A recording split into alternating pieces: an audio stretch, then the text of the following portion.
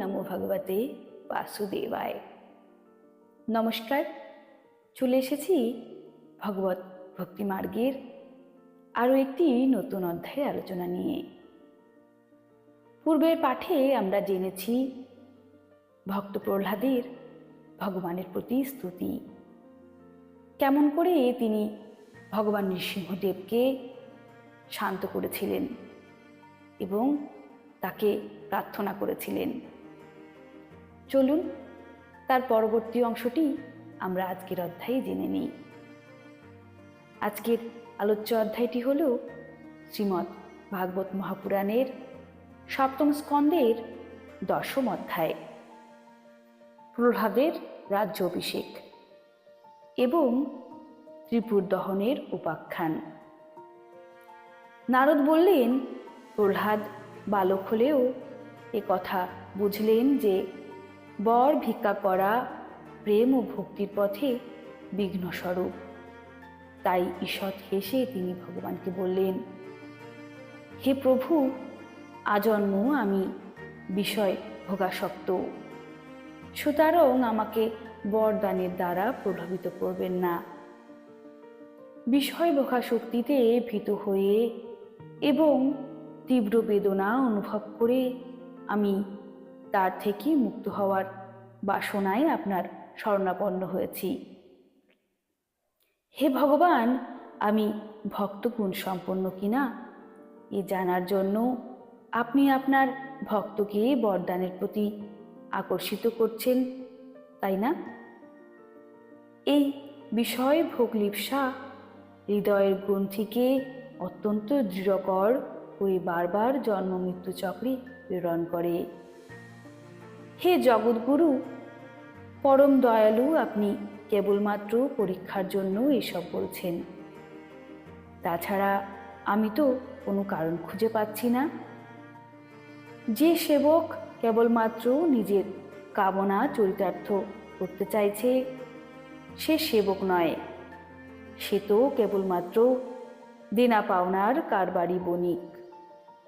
যে নিজের প্রভুর কাছ থেকে আপনার আপন কামনা পূরণ করতে চায় সে নিশ্চয়ই সেবক নয়, এবং যে সেবকের নিকট থেকে শুধু সেবা পাওয়ার জন্যই প্রভু হয়ে বসে নিজের কামনা পূরণ করতে চায় সেও যথার্থ প্রভু নয়। আমি আপনার নিষ্কাম ভক্ত এবং আপনি আমার নিরপেক্ষ প্রভু। প্রয়োজনবশত যেমন রাজা এবং তার সেবকের মধ্যে প্রভু ভৃত্যের সম্পর্ক থাকে, ওই রকম সম্পর্ক আমার সঙ্গে আপনার নয়। হে বরদানের শিরোমণিনাথ, যদি আপনি বরদানে ইচ্ছুক হন তাহলে কোনোভাবে কখনো যেন আমার হৃদয়ে কামনার বীজ অঙ্কুরিত না হয়, এরূপ বরদান করুন। হৃদয়ে কোনো কিছু কামনা উদয় হওয়ার সঙ্গে সঙ্গেই ইন্দ্রিয়, মন, প্রাণ, দেহ, ধর্ম, ধৈর্য, বুদ্ধি, লজ্জা, শ্রী, তেজ, স্মৃতি এবং সত্য সকল কিছুরই বিনাশ ঘটে। হে কমললোচন, যখন মানুষ তার মনস্থিত সমস্ত কামনা পরিহার করে তখনই সে ভগবৎ স্বরূপ প্রাপ্ত হয়। হে ভগবান, আপনাকে প্রণাম। আপনি প্রত্যেকের হৃদয়ে বিরাজমান। আপনি উদারতার শিরোমণি, স্বয়ং পরম ব্রহ্ম পরমাত্মা। এই অদ্ভুত নৃসিংহ রূপধারী শ্রীহরির চরণে আমি বারংবার প্রণাম করি। ভগবান নৃসিংহদেব বললেন, হে প্রহ্লাদ, তোমার মতো একান্ত ভক্ত ইহলোকে অথবা পরলোকে কোনো কিছুর বিনিময়ে কামনা করে না। তথাপি খুব বেশি দিনের জন্য না হলেও আমার প্রসন্নতার জন্য তুমি 1 মন্বন্তর কাল পর্যন্ত ইহলোকে দৈত্যাধিপতিদের ভোগ্য সমস্ত বিষয়ে গ্রহণে স্বীক্রিয় হও। সমস্ত জীবকুলে হৃদয়ে যজ্ঞের উপভোগকারী আমি ঈশ্বররূপে বিরাজিত। তুমি নিজের হৃদয়ে আমাকে দেখতে পাবে এবং তোমার অত্যন্ত প্রিয় আমার লীলা কথা শুনতেও পাবে। সমস্ত কর্মের দ্বারা আমাকে আরাধনা করে প্রারব্ধ কর্মের নাশ করো। ভোগের দ্বারা পূর্ণ কর্মের ফল এবং নিষ্কাম পূর্ণের কর্মের দ্বারা পাপ ক্ষয় করে। সমস্ত বন্ধন থেকে মুক্ত হয়, সময় মতো শরীর পরিত্যাগ করে আমার কাছে চলে আসবে। সুরলোকের বাসিন্দারাও তোমার বিশুদ্ধ কীর্তির মহিমা কীর্তন করবে। তোমার কৃত্য আমার স্তুতির বন্দনা গান ইহলোকে যে মনুষ্য করবে এবং তোমাকে ও আমাকে স্মরণ করবে, এই সংসারে সমস্ত বন্ধন থেকে সে মুক্ত হয়ে যাবে। প্রহ্লাদ বললেন, হে মহেশ্বর, আপনি বরদানকারীদের প্রভু। আমি আপনার থেকে আর এক বর প্রার্থনা করি। আমার পিতা চরাচর গুরু আপনার সর্বশক্তিমান অলৌকিক তেজের সম্পর্কে অজ্ঞতাবশত আপনার নিন্দা করেছেন। এই বিষ্ণুই আমার ভাইকে হত্যা করেছে। এরূপ মিথ্যা বুদ্ধিগ্রস্ত হওয়ার ফলে আমার পিতা ক্রোধ সম্বরণ করতে অসমর্থ হয়েছেন। এই জন্য আমি আপনার ভক্ত বলে উনি আমাকে দুঃখ দিয়েছেন। হে দীনবন্ধু, আপনার দৃষ্টি পড়তেই উনি পবিত্র হয়েছেন। আমার পিতা যে পাপ করেছেন তার শীঘ্রই স্খলন হবার নয়। তবুও আমি এই প্রার্থনায় জানাচ্ছি যে আমার পিতা অনেক দোষের ভাগী হওয়া সত্ত্বেও যেন আপনার দ্বারা হত হয়ে পুত হয়ে যান। নৃসিংহদেব বললেন, হে নিষ্পাপ প্রহ্লাদ, তোমার পিতা আপনা থেকেই পবিত্র হয়ে মুক্ত হয়েছেন। এ আর এমন কি, তোমার মতো কুল পবিত্রকারী পুত্রপ্রাপ্ত হবার জন্যই পূর্ববর্তী 21 পুরুষ সহ তিনি মুক্ত হতে পারবেন।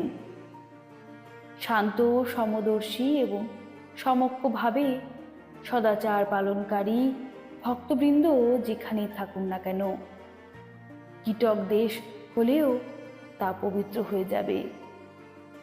দৈত্যরাজ আমার প্রতি ভক্তিভাব হেতু যার সমস্ত কামনা নষ্ট হয়ে গেছে, যে সর্বত্র আত্মভাব হেতু ছোট বড় যে কোনো প্রাণীকে কোনো রকম কষ্ট পেতে দেয় না, এই সংসারে যারা তোমাকে অনুকরণ করবে তারাও আমার ভক্তে পরিণত হবে।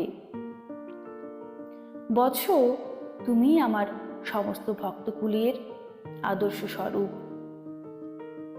যদিও তোমার পিতা আমার অঙ্গ স্পর্শে সম্পূর্ণরূপে পবিত্র হয়েছেন, তথাপি তুমি তার অন্ত্যেষ্টির ব্যবস্থা করো। তোমার মতো পুত্রলাভের জন্যই উনি পরলোকে প্রাপ্ত হবেন।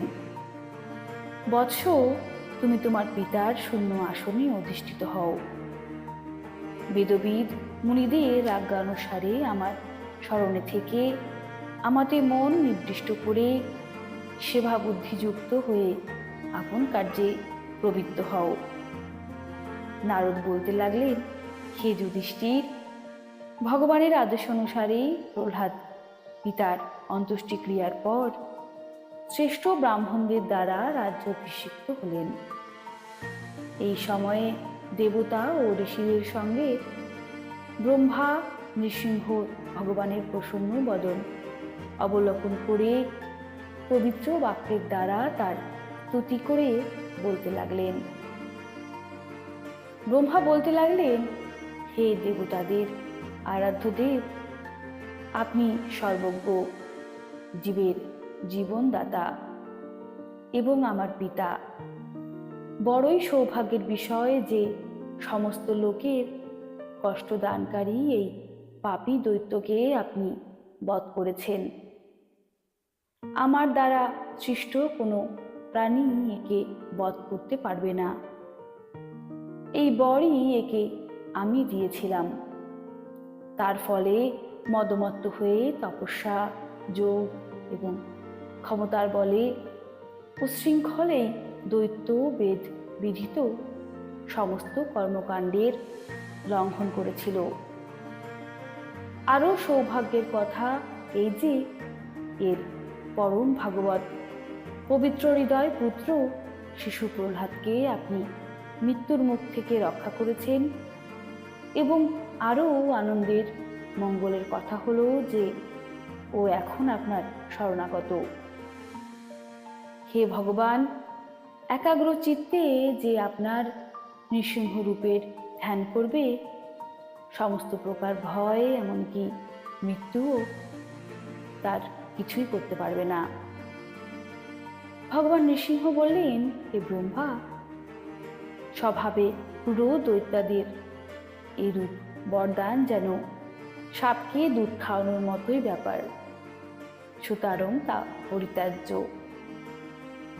নারদ বলতে লাগলেন, হে যুধিষ্ঠির, নৃসিংহ ভগবান এই পর্যন্ত বলে ব্রহ্মার অর্চনা স্বীকার করে নিয়ে সমস্ত প্রাণীদের সম্মুখ থেকে অদৃশ্য হয়ে গেলেন।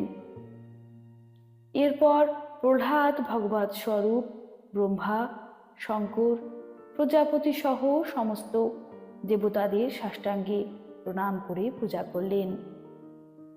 তখন শুক্রাচার্য সহ সমস্ত মুনিদের সঙ্গে ব্রহ্মা প্রহ্লাদকে দৈত্যদান বদের অধিপতি রূপে সিংহাসনে স্থাপন করলেন।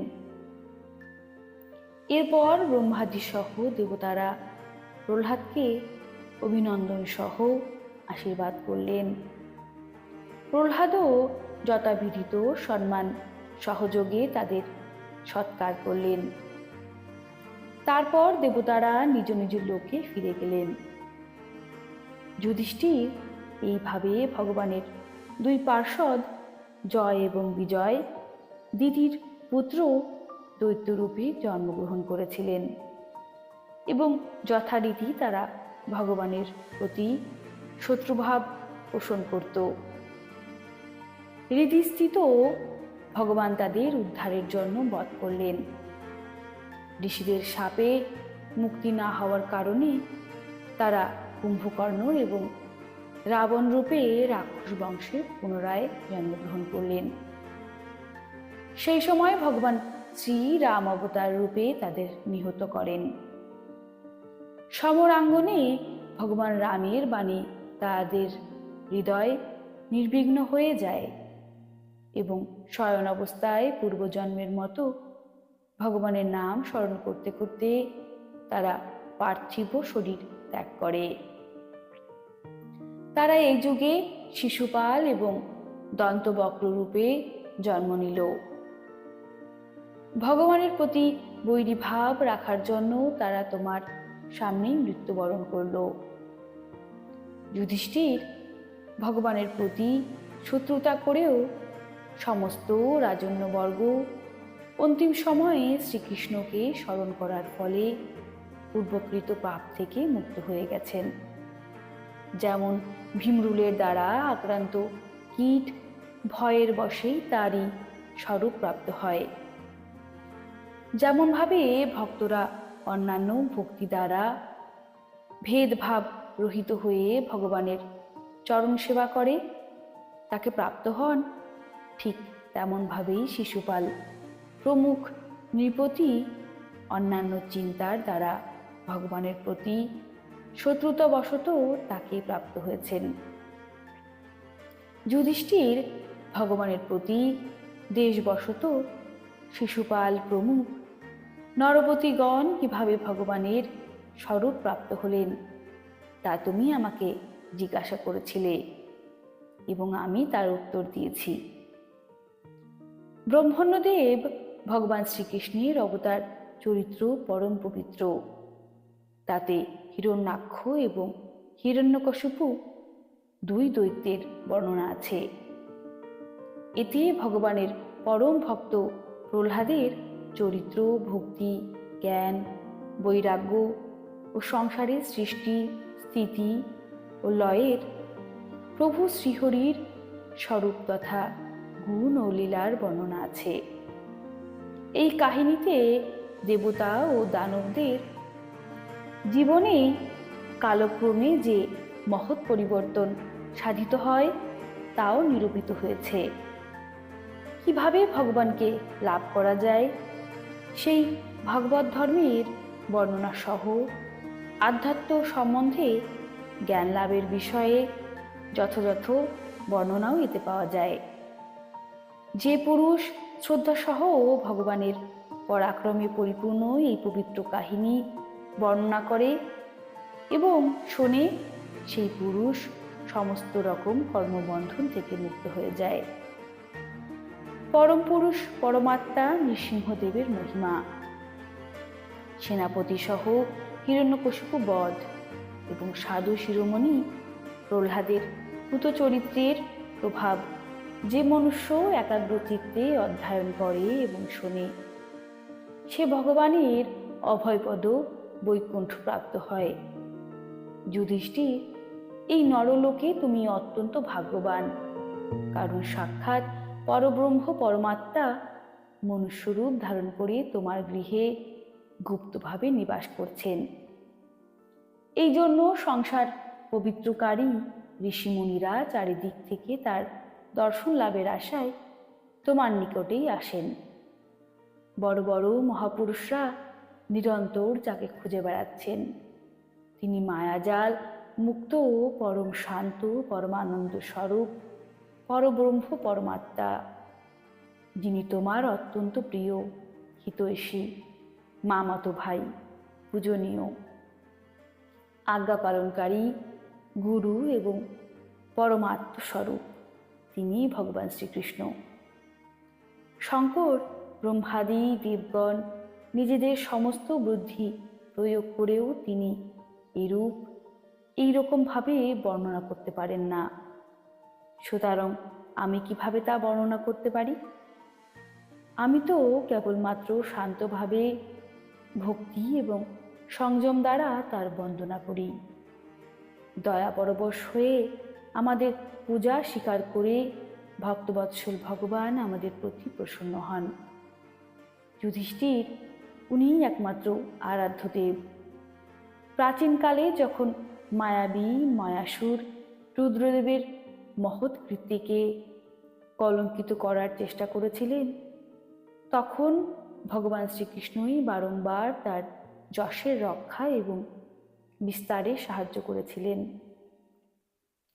রাজা যুধিষ্ঠির জিজ্ঞেস করলেন, হে নারদ, ময়দানব কিভাবে জগদীশ্বর রুদ্রদেবের যশ নষ্ট করতে চেষ্টা করেছিল, আর কিভাবেই বা ভগবান শ্রীকৃষ্ণ তা রক্ষা করেছিলেন? দয়া করে তা বলুন। দেবর্ষি নারদ বলতে লাগলেন, একবার দেবতারা শ্রীকৃষ্ণের বলে বলীয়ান হয়ে যুদ্ধক্ষেত্রে অসুরদের পরাজিত করেছিলেন।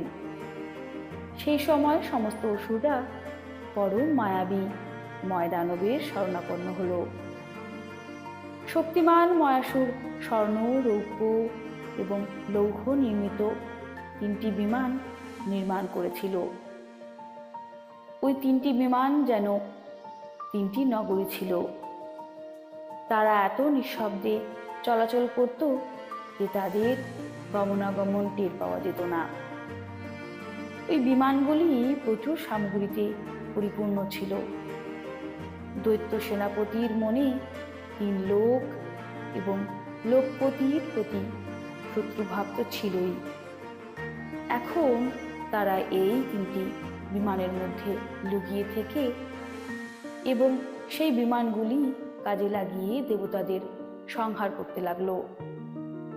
তখন লোকপালদের সঙ্গে সমস্ত প্রজারা ভগবান শঙ্করের শরণাপন্ন হয়ে প্রার্থনা করতে লাগলেন, হে প্রভু, ত্রিপুরে অবস্থিত এক অসুর আমাদের বিনাশ সাধন করছে। আমরা আপনারই সেবক, অতএব হে দেবাদিদেব, আপনি আমাদের রক্ষা করুন। তাদের প্রার্থনা শুনে ভগবান শঙ্কর অত্যন্ত কৃপা ভরে বললেন, নির্ভয়ে থাকো। তারপর উনি তার ধনুকে ষড়যোজনা করে নগরী 3টির উদ্দেশ্যে নিক্ষেপ করলেন। সূর্যমণ্ডল থেকে বিচ্ছুরিত আলোর মতো সেই বাণ থেকে শত শত বাণ নিক্ষিপ্ত হতে লাগলো। সেই নিক্ষিপ্ত বাণ থেকে যে আগুনের দীপ্যমান শিখা বহির্গত হচ্ছিল, সেই কারণে 3টি পুর অদৃশ্য হয়ে গেল। সেই অগ্নি শিখার স্পর্শে সমস্ত বিমানবাসী প্রাণহীন হয়ে পড়ল। মহামায়াবী ময়ের প্রাণ ফিরে পাওয়ার অনেক কৌশল জানা ছিল। সে সমস্ত দৈত্যদের তুলে নিয়ে তারই নির্মিত অমৃতকুণ্ডে রেখে দিল। সেই অমৃত স্পর্শে দৈত্যদের শরীর বজ্রের সমান দৃঢ় এবং মহাপরাক্রমশালী হয়ে উঠল এবং তারা মেঘ বিদীর্ণ করে বৈদ্যুতিক অগ্নির মতো মহাতেজে উঠে দাঁড়ালো। ভগবান শ্রীকৃষ্ণ যখন দেখলেন যে মহাদেব নিজ সংকল্প পূরণ না হওয়ার কারণে কিঞ্চিত বিমনা হয়ে পড়েছেন, তখন সেই অসুরদের পরাজিত করার জন্য তিনি একটা কৌশল অবলম্বন করলেন। ভগবান বিষ্ণু ওই সময় গাভী এবং ব্রহ্মা বৎসের রূপ ধারণ করে মধ্যাহ্নকালে পুরীগুলির গিয়ে সংরক্ষিত কূপ থেকে সমস্ত অমৃত পান করে নিলেন। ভগবানের মায়ার মোহিত রক্ষক অসুররা তাদের দেখতে পেলেও প্রতিরোধে সক্ষম হল না। শ্রেষ্ঠ মায়াবী ময়াসুর যখন সবকিছু জানতে পারল, তখন ভগবানের লীলার কথা স্মরণ করে তার কোনো দুঃখ হল না। অমৃত রক্ষাকারী শোকাকুল দৈত্যদের সে বলল, ভাই, দেবতা, অসুর, মনুষ্য অথবা অন্য যে কোনো প্রাণী প্রারব্ধ কর্মজনিত বিধির বিধানকে খণ্ডাতে পারে না। যা হওয়ার তা হয়ে গেছে, শোক করে কি করবে? এরপর ভগবান শ্রীকৃষ্ণ আপন ক্ষমতা বলে ভগবান শঙ্করের যুদ্ধের সামগ্রী তৈরি করলেন। তিনি ধর্ম থেকে রথ, জ্ঞান থেকে সারথি, বৈরাগ্য থেকে ধ্বজা, ঐশ্বর্য থেকে ঘোড়া, তপস্যা থেকে ধনু, বিদ্যা থেকে কবচ, কর্ম থেকে বাণ এবং নিজের অন্যান্য শক্তি থেকে বিভিন্ন রকম বস্তু নির্মাণ করলেন। এই সমস্ত সামগ্রীতে সজ্জিত হয়ে ভগবান শঙ্কর রথারোহণ করে অভিজিৎ মুহূর্তের ধনুকে সরযোজন করে তিনি দুর্ভেদ্য বিমানকে ভস্মে পরিণত করে দিলেন। যুধিষ্ঠির ওই সময় স্বর্গে দুন্দুভি বেজে উঠল। আকাশ শত শত বিমানে আকীর্ণ হয়ে গেল। দেবতা, ঋষি, পিতৃকুল এবং সিদ্ধরা জয়ধ্বনি সহকারে পুষ্পবৃষ্টি করতে লাগলেন। অপ্সরাগণ নাচ গান করতে লাগল। যুধিষ্ঠির এই রূপে ওই 3টি পুরের ধ্বংসকারী ভগবান শঙ্কর পুরারি এই নামে অভিহিত হয়ে ব্রহ্মাদি দেবাদিদের স্তুতি শুনতে শুনতে আপন লোকে ফিরে গেলেন। পরমাত্মা স্বরূপ জগৎগুরু ভগবান শ্রীকৃষ্ণ আপন মায়া বলে মনুষ্যরূপে এরূপ লীলা করে থাকেন। ঋষিগণ তার লোক পবিত্রকারী সেই লীলাই বহুভাবে কীর্তন করে থাকেন। এখন বলো, তুমি আর কি শুনতে চাও?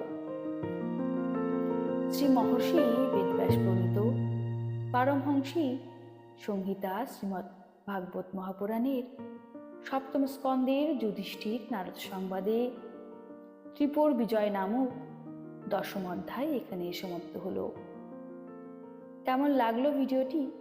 কমেন্টে কিন্তু জানাতে ভুলবেন না। ভালো লাগলে অবশ্যই একটি লাইক করবেন, আর যদি চ্যানেলে নতুন হন অবশ্যই একটি সাবস্ক্রাইব করবেন, আর ভিডিওটিকে শেয়ার করতে কিন্তু ভুলবেন না। ভিডিওটি শেয়ার করলে আরও অনেকজন এই ধর্মমূলক বার্তাগুলি জানতে পারবে এবং আমাদের এই সনাতন ধর্ম আরও ছড়িয়ে পড়বে। তাই আমরা একজন হিন্দু হয়ে আমাদের এটাই কর্তব্য যে আমাদের এই ধর্মের কথা সকলের মধ্যে যেন আমরা ছড়িয়ে দিতে পারি।